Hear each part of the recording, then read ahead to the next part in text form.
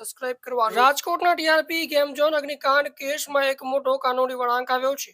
ગુજરાત હાઈકોર્ટે તત્કાલીન chief fire officer Ilesh ખેરને મોટી રાહત આપી છે। તેમની સામેનો ધરપકડનો આદેશ રદ કરવામાં આવ્યો છે।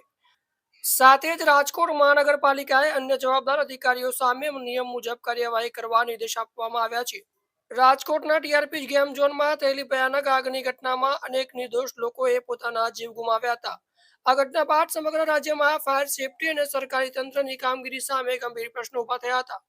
તપાસ દરમિયાન તત્કાલીન ચીફ ફાયર ઓફિસર ઇલેશ ખેર સહિત કેટલાક અધિકારીઓ સામે કાર્યવાહી શરૂ કરવામાં આવી હતી।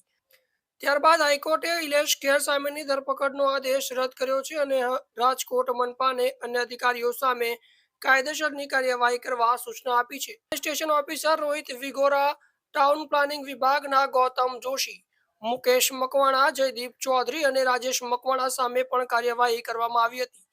હવે સૌની નજર આ કેસની આગામી કાનૂની કાર્યવાહી પર રહેશે। આ કેસમાં આગળ શું થાય છે તેના દરેક અપડેટ માટે ડીએમ 19 ન્યૂઝને વિગત માટે જોડાયેલા રહો। ડીએમ 19 ન્યૂઝ, ગુજરાતની વાત, જનતાની।